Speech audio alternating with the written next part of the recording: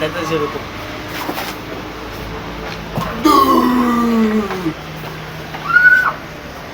Alors, aujourd'hui, on va parler de Thread d'horreur réédite.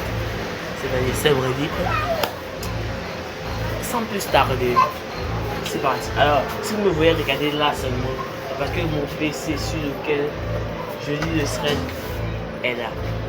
Il est petit, mais il est inefficace.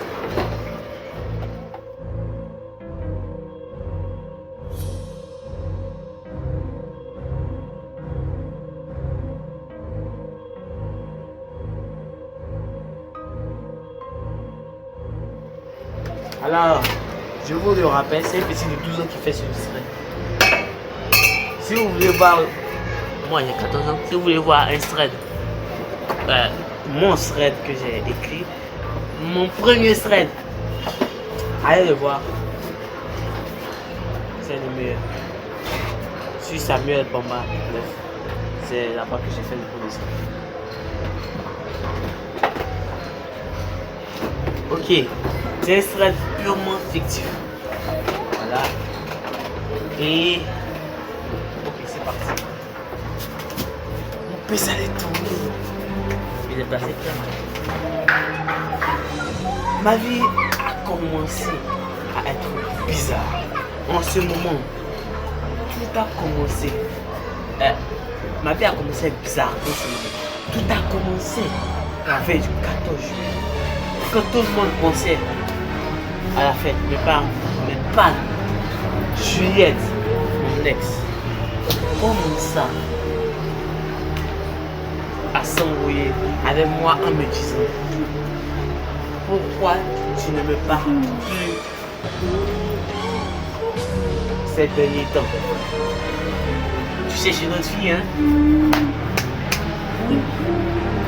Tu es mon ex, façon. C'est vrai, tu es mon ex. Tu sais, chez notre fille. On continue le thread. Dis-le, 2 minutes plus tard, je n'arrivais plus à entendre tout ce chahut. Donc je lui ai dit de se calmer en criant et en lui disant qu'elle est vraiment jalouse et naïve. C'est très difficile de filmer là et de regarder là. Trop difficile.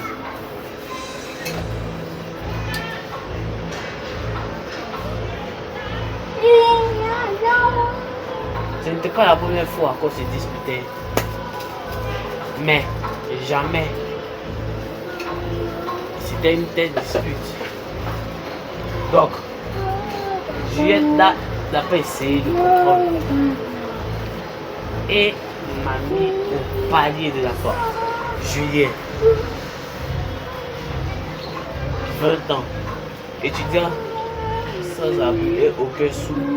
Pour lui, tout est fini. Sachant qu'il n'a ni père ni mère pour l'héberger. Alors que Juliette pensait déjà à se suicider. Sa grand-mère, qui l'avait élevé, l'appelle par surprise et je me porte garant pour une maison. Je me porte garant pour une maison et je vais le trouver sur le site. Tu devrais venir voir. Mais qu'est-ce qu'il dit? Ben oui, mamie. Oui, mamie. Donc, sans plus tarder, puisqu'il était sans habitude, sans plus tarder, il est parti voir. C'est évident. Tu pensais qu'il allait dire quoi? Mais non, mamie. Tu fais des réflexions bêtes.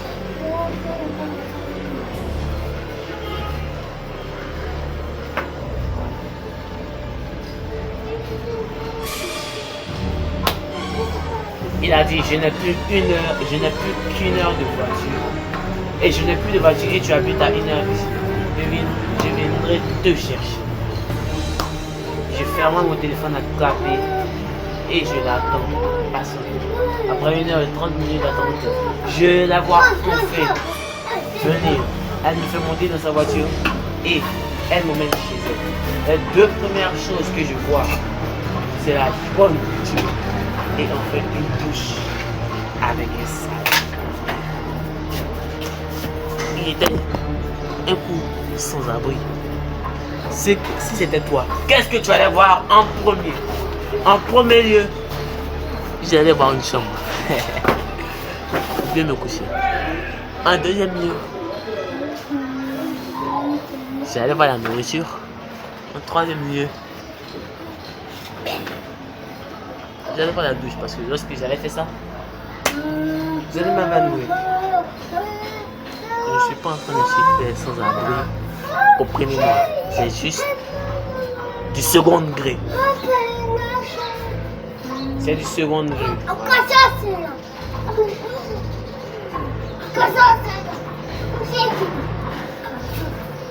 Le paradis sur terre. Quand je sors de ma bonne, ma grand-mère m'appelle et me montre la photo de l'appartement. Et je le trouve super beau. Au troisième étage avec balcon à 650 €. Plus ce 40 obligé. Ma grand-mère s'est portée 40 de moi après tout. C'est bien de mon appartement. Mes voisins sont super gentils au premier étage. J'ai Bernadette et Inès, une fille de 20 ans, qui pourrait potentiellement me plaire au second étage. Et il y a Mehdi et Enzo au troisième étage. Il y a moi et mon voisin Victor au quatrième étage. On trouve Emma et Raphaël au cinquième étage. On peut certainement croiser Mathéo et Baptiste. Le seul défaut, c'est qu'ils sont tous très croyants et qui pensent que Dieu les protège à 100%. Mais Dieu les protège à 100%.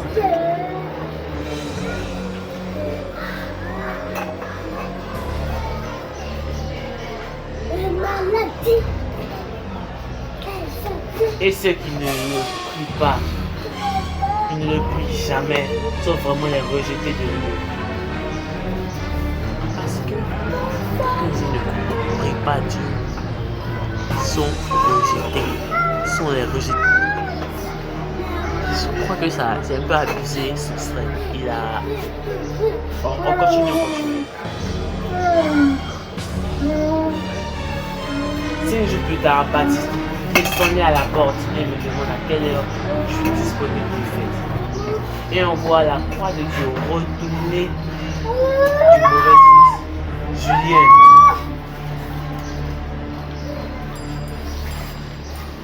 Julien. Oh, je ne vois plus, je ne sais plus. Julien, juste avant que Baptiste arrive, a accidentellement fait tomber sa croix et a dû la remettre très vite et sans regarder avant que Baptiste arrive. Donc, à quelle heure elle a fait de mon âge? Elle à 18h. Précisément répliqua Baptiste, l'air effrayé. Je comprends. Pourquoi il était effrayé? Parce que la croix retournée, c'est le signe de l'antéchrist. Alors Baptiste avait peur. Il s'était filé les chocottes au fait. Donc je continue.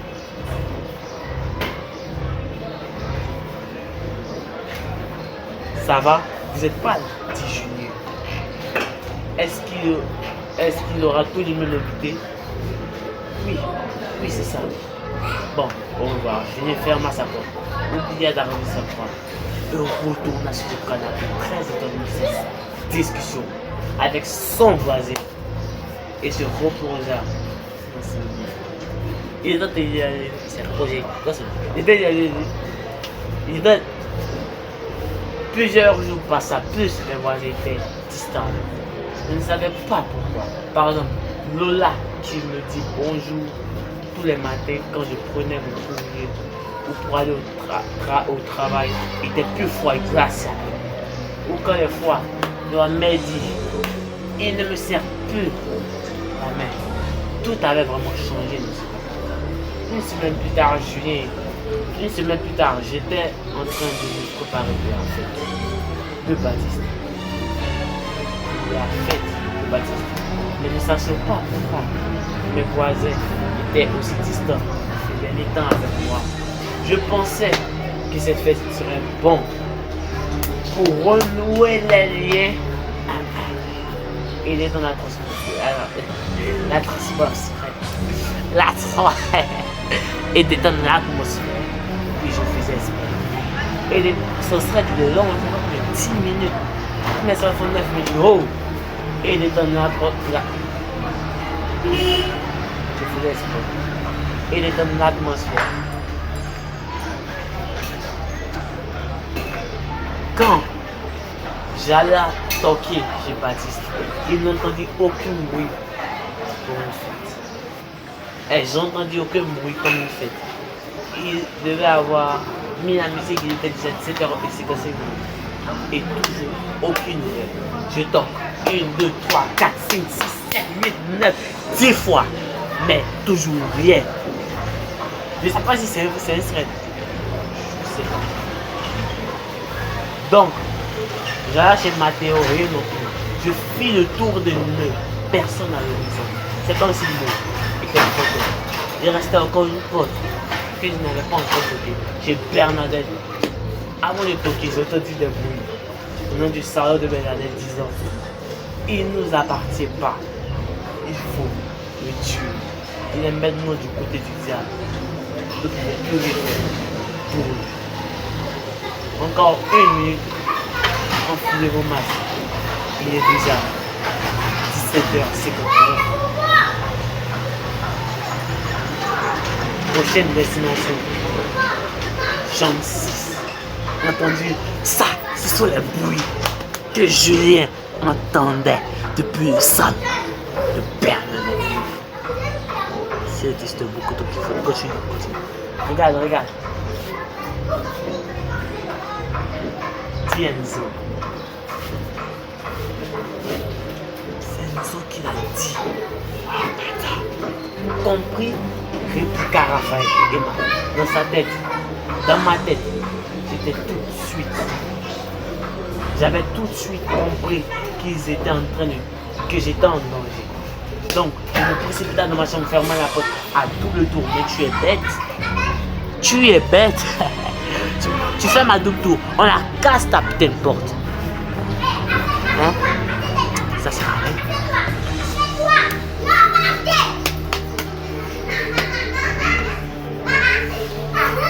Ça sert à rien. Tu devrais fuir tant qu'il était temps.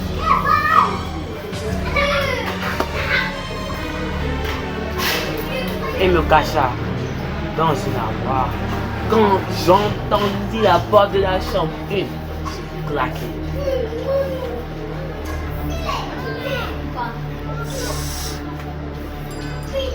Donc, celle de Bernadette. Il eut un haut cœur, 18h et 1 minute. Les 7 meurtriers étaient déjà dans l'appartement de Jules. Comme ils ont fait pour rentrer. Comment ont-ils fait pour rentrer? Je me demandais. Celle qui a donné son appartement à Julien ne peut être que Bernadette, sa concierge. Quand les policiers arrivèrent sur place, il était presque trop tard. Puisque Julien avait été retrouvé couché par terre dans son sang avec 7 personnes autour de lui. Creepy as fuck.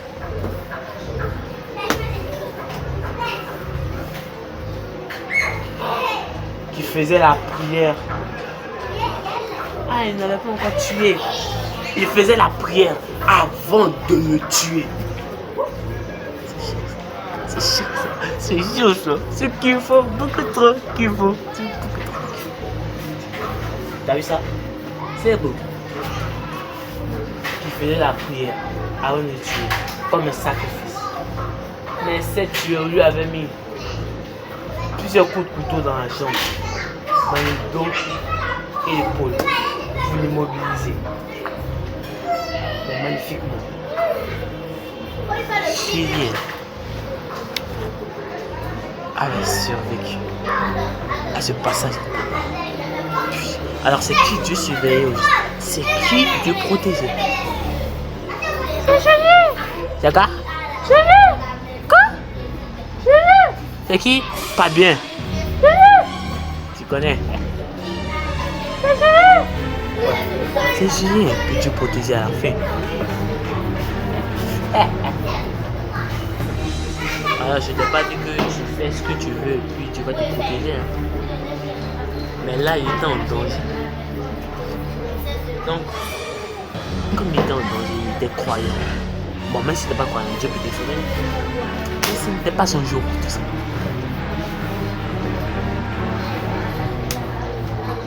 Et morale de l'histoire, les 7 assaillants avaient pour but de tuer Julien. Parce que pour eux, il avait trahi Dieu pour le diable à cause d'une simple erreur. Julien sort avec des séquelles énormes partout sur le corps. Les 7 assaillants sont maintenant dans leur prison différents. Et Julien et sa mère vivent heureux jusqu'à la fin de leur life. Alors, merci d'avoir enregistré. Peace. God,